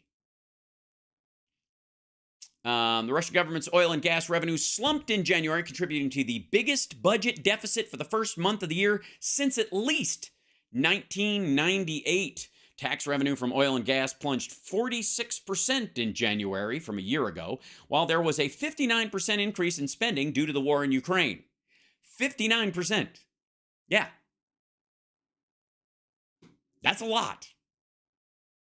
Especially when your country's already behind the 8 ball. The combination of those factors gave Russia a public deficit of 1.76 trillion rubles, $25 billion, the finance ministry said on Monday. That's right. That's not me saying it. That's not some anti-Putin, anti-Russia, warmonger. That's the finance ministry of Russia saying, what sanctions? Oh, these sanctions. Yes, it's confused. I'm sorry. They were sitting here the whole time. Yes.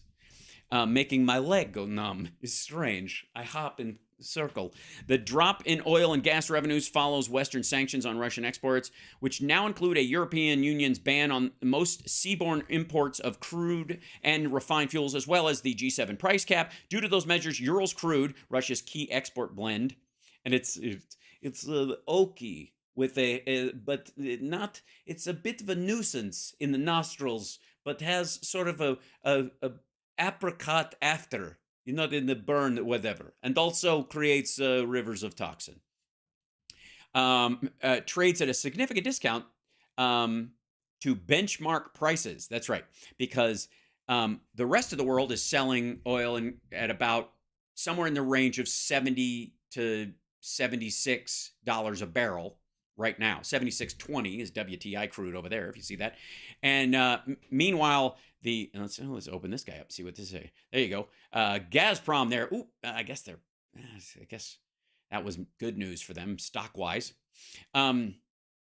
They're selling it at about 56, below the $60 cap, by the way, and sell it. That's the people that they're not selling it to under the table, which they are giving an even bigger discount to. In the case of China and India, they're selling it at like $36 to $42 a barrel, and 40 is the break-even price. So they're back to where they were during COVID, when they had to literally, just to keep the pumps running, they have to keep the oil flowing, otherwise they'll seize up. So they pay people to take their oil off their hands practically.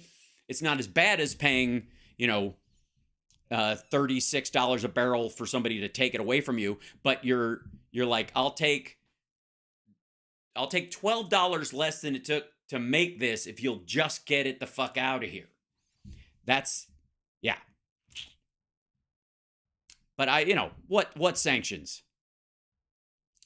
A decline in Russian gas exports also contributed to lower energy revenue after Gazprom PJSC cut the bulk of its shipments to Europe, once its biggest market. Non-energy revenues also dropped 28% in January, an already minuscule number, because I don't know, maybe the tanky in the audience has tanky. Do you use a do you have a Russian phone or a Russian car? How's that Russian washing machine? How about that Russian toaster? How about your espresso machine? Your K-cup coffee maker, is it a Russian model? Anything? Anything you get from Russia that besides the foreign price of oil? Anything? Something. Nope. Not a single thing? What is it? What's the big export besides Texas tea? And your whatever, mail order bride, that doesn't count. I don't drink, so I wouldn't know the difference between the vodkas or whatever, but I think you're better to bet on the Swedish vodka at this point, I think. Chips, yeah. Potato chips. 1.2.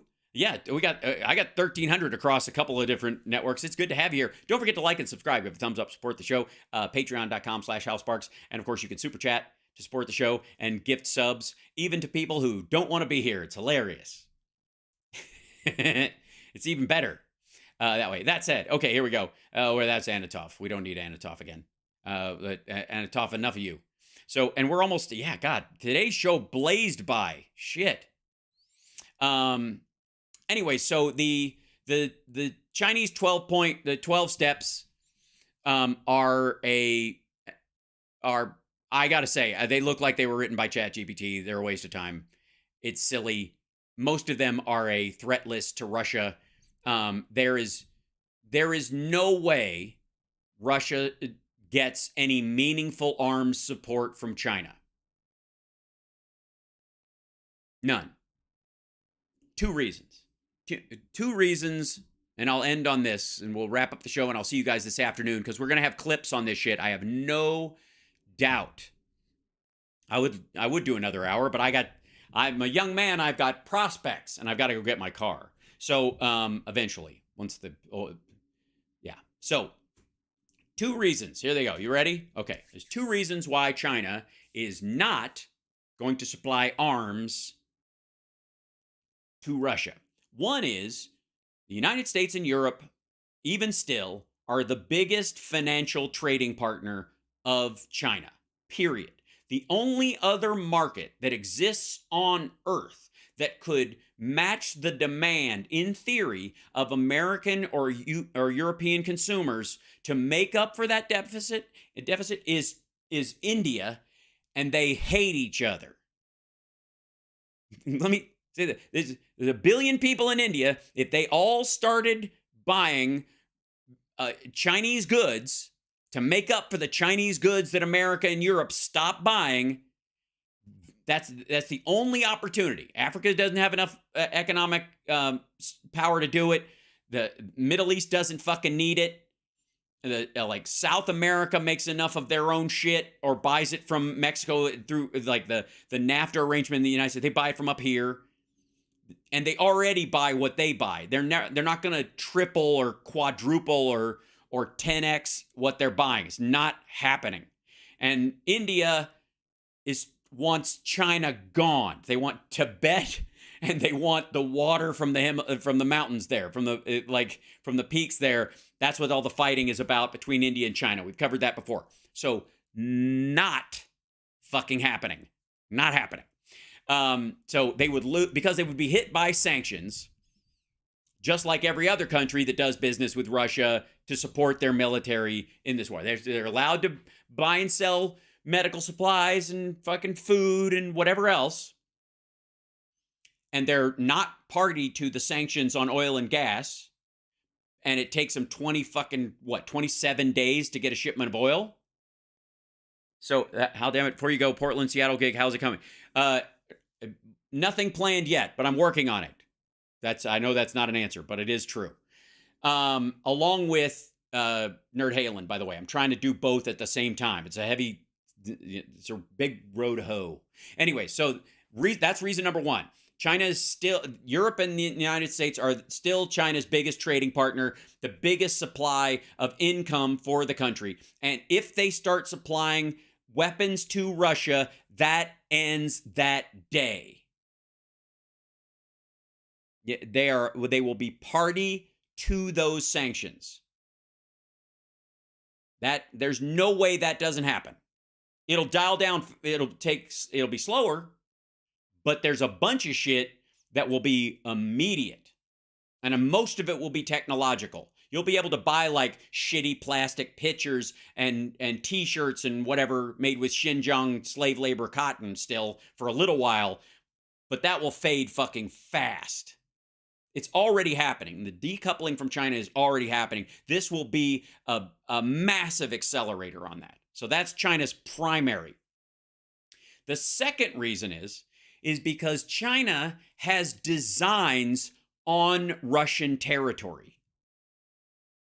Not only do they want, at some point in the future, if Russia falls, there is a huge benefit to China claiming the territory just north of them. The area that is currently held by Russia, that is got oil fields in it, but largely does not have the sort of travel infrastructure that China is able to create because of the number of people. And again, they're running out of people, so they got to do this quickly.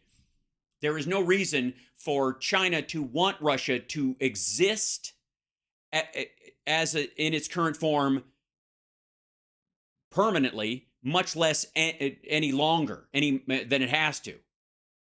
China would love to slice off the eastern part of Russia that is over the northern part of China. They would love to have that.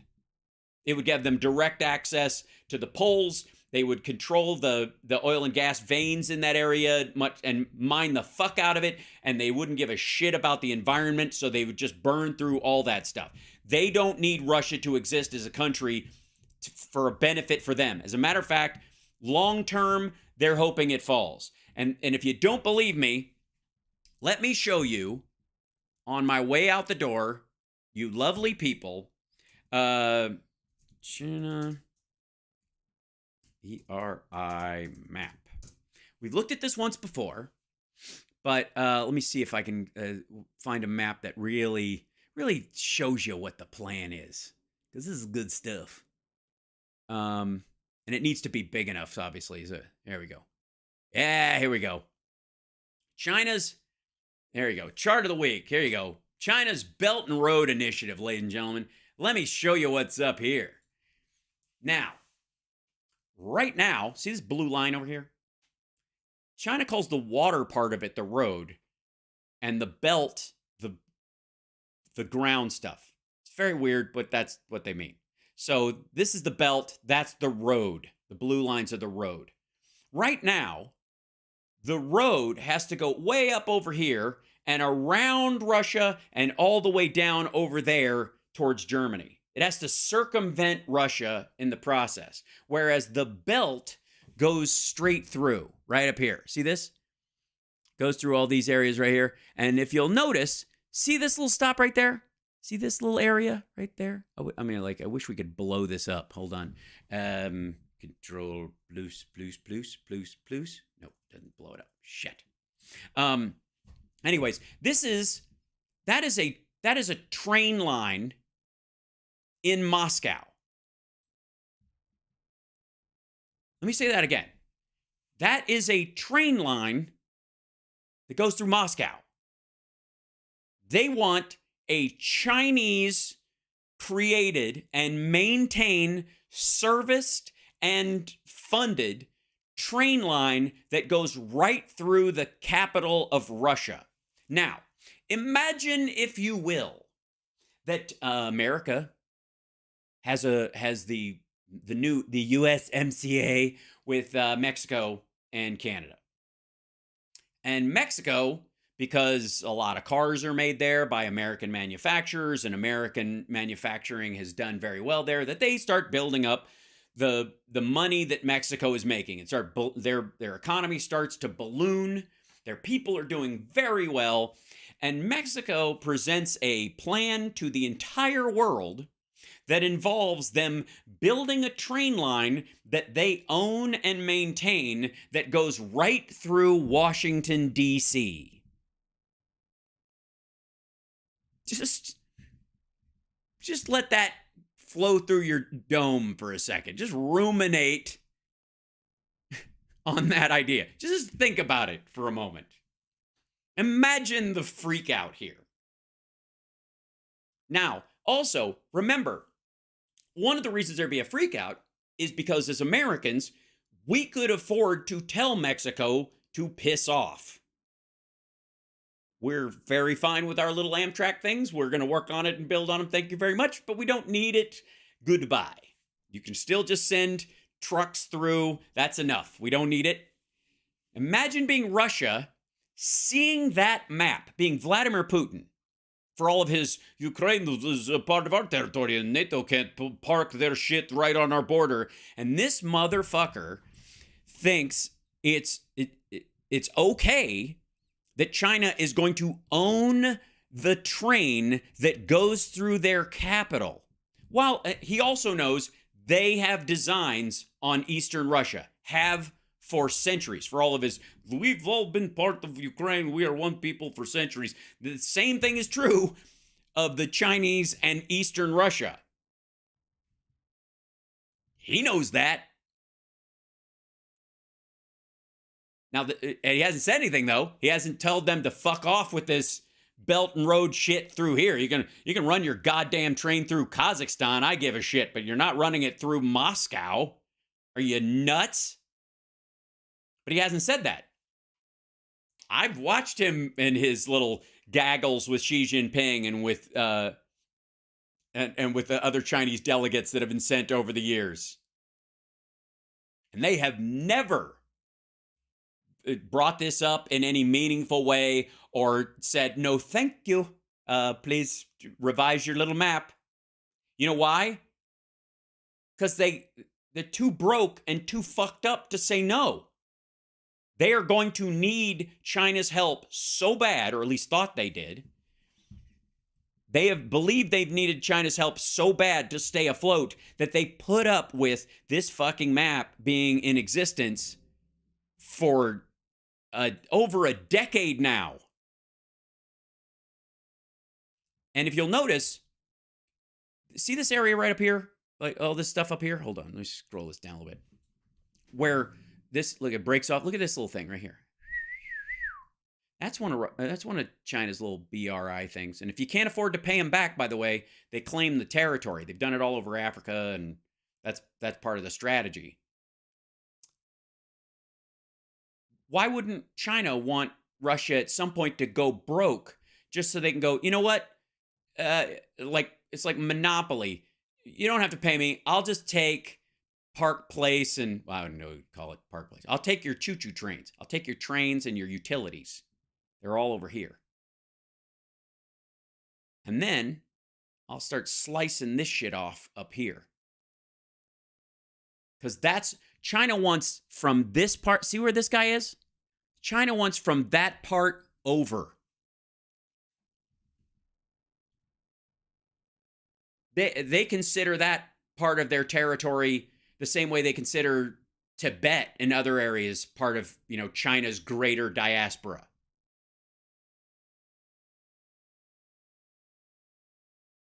China, and one of the reasons why they've been standing on the sidelines and not helping them that quickly, not supporting them. We're totally with you guys.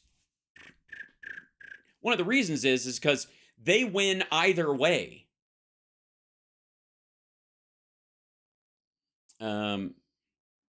See what I meant to tell you that most of us here don't.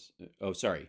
All of the wars that happened got us to this point in time. The freedoms, technology, cultures, and it wasn't pretty. Where we go forward is a difficult place. Okay, there's a conversation happening in the chat room that I'm not part of. Okay, cool. That happens.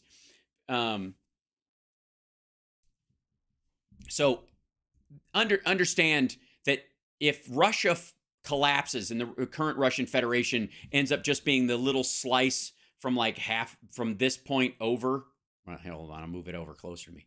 If Russia ends up being this area, which is really what they maintain as a country, the rest of this is covered in fucking permafrost most of the year and is ass for Russians that live there.